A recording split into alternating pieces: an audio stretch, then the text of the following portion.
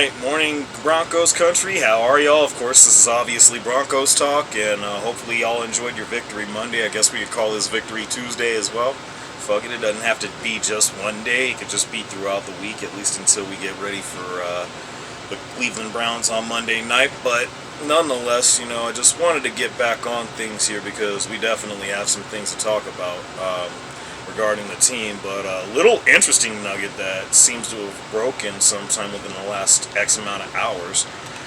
Former Bronco Shaquille Barrett.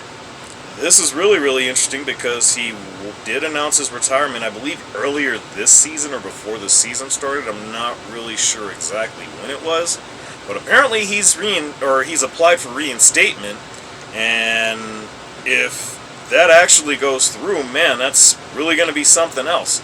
And, of course, I don't say this so much for the sake of the Broncos as they are right now. It's not like they actually need him at this point. But I think I find it really, really interesting because, for one thing,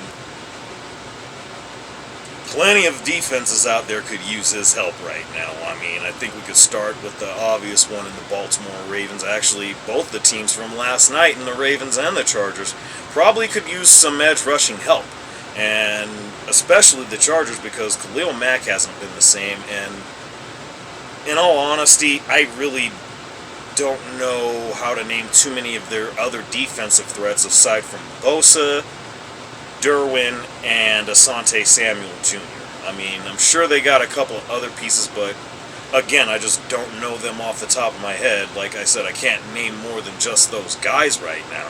So you gotta imagine that's a bit of a telling concern if you're the Chargers. And I will say, look forward to another Broncos talk video sometime this week because there are other things that we got to talk about regarding that matchup upcoming. And of course, I'll talk more about the Cleveland Browns as well. But with that in mind, it's just really, really interesting to see this. You love this for a former Bronco star. Might even be considered a Bronco legend to some, depends on who you ask. But good to see this for Shaq. Hopefully it works out for him. With that in mind, we're going to move right along. Speaking of wishing people well on their future endeavors, God, I don't want to feel like Vince McMahon WWE saying that, but anyway, we got to talk about Greg Dulcich, as he's now a free agent, as free as his hair in the wind. But, it's just really, really interesting because I think so many of us felt like this was long overdue. I'm not sure how this didn't happen. Obviously, we looked for a trade partner towards the trade deadline, and that unfortunately didn't work out. He hasn't seen any time since, I want to say, the Chargers game, if I remember correctly, because I do remember seeing him then. It would have been better to see the next topic of interest, but I mean, it just really, really sucks. I feel like he's capable of being a really, really talented player one way or another. It just is a matter of how far can he really take that. But if you're not consistently available to do that and your play shows that when you're actually out there, I don't know how we're even acting surprised about this. I don't think any of us are, really. But knowing this to be the case, I just feel as if this was something that, probably could have come a little bit sooner, but hey, I mean, these things take time to get worked out, and it just is what it is. Again, can only wish Greg the best on whatever he winds up doing next, but at the same time, it just is what it is, and we just don't have any use for him for what he's failed to be, which is a competent starting tight end in our offense, and boy, is that ever needed right now.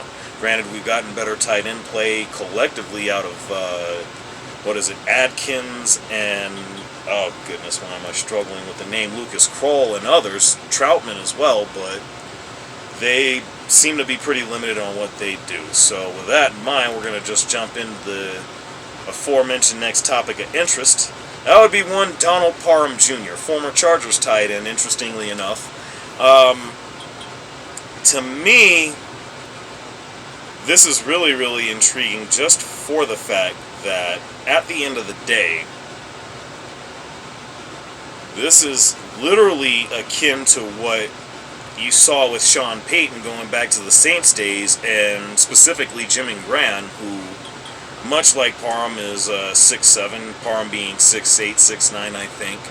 You know, taller tight ends. And to think that he wouldn't be successful in this system is just actually quite laughable to believe anything else. And we'll go into why here in a little bit, but I think it's actually time we actually got to bring him up now that we've actually parted ways with Dulcich, and I don't see any better time than now to do it, especially with the Monday night matchup coming up with the Cleveland Browns, as mentioned before. Again, look forward to more Broncos talk this week, as we'll be going more into that matchup, and again, a little bit more about the Chargers as well. But with that in mind, we're going to go ahead and just jump into the main subject of the video, and why wouldn't it be? I talked about it a little bit yesterday. Our guy Bo Nix, man, I mean, the guy is lighting it up. I talked about it, said that he's the front runner for Rookie of the Year, Offensive Rookie of the Year, and really at this point, it's not only become his to lose, but I'm really just trying to think of a scenario where he actually ends up losing it at the rate that he and the Broncos, respectively and collectively, have been playing over the last few weeks, regardless of recent losses, specifically the Ravens and the Chiefs. But with that in mind, I think that just the way things have come together around him, you know, that's the thing that people have to talk about or be looking at more than anything else. Because I did mention the Chargers for a reason. They came in to Denver a few weeks ago with an incredible game plan that worked real well. Unfortunately for them, which is really great for us, obviously, you know, the same shit's not going to work twice. And quite frankly, they got exposed by the Baltimore Ravens last night in ways that, I mean, sure, Lamar and them looked pretty good last night. I kind of got a feeling Bo's going to be looking pretty close to all-time great for this one. But we got Cleveland and the bye coming up, and then, of course, the Colts are before that anyway. But nonetheless, I just got to say that something else that I want to point out is that there's still an awful lot of naysayers out there that just, for whatever reason, don't seem to want to believe in this kid, even though he keeps proving them wrong. And the funny part about it is that this is the rookie season here that we're talking about. And as long as Sean Payton is grooming him in the way that he's been grooming him, it can't get any worse. Now, the funny thing about it is that he could be prone for a sophomore slump in 2025, but the thing is, and I said this similar to the Houston Texans, is that C.J. Stroud could have a sophomore slump and they'll still be relatively successful. It's kind of shaky right now, just given the way they've actually played recently, specifically against the Titans, but at the same time, I kind of feel like our defense is showing a lot more strong points than what we've seen from Houston at times. And, you know, not every defense is actually going to be perfect, but I don't know. I guess it's just going to be really, really interesting to see. But again, Offensive Rookie of the Year, Bo Nix is to lose, and it might not even be close anymore. I mean, sure, Jaden Daniels can still rebound, and I did say before, I kind of anticipate Washington to still be in the mix for the playoffs and probably even get in for that.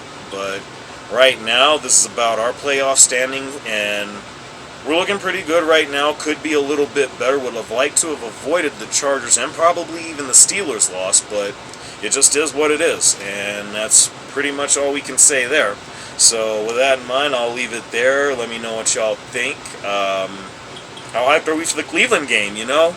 Let me know what y'all think. Y'all know what it is. Like, share, subscribe, and we out, y'all.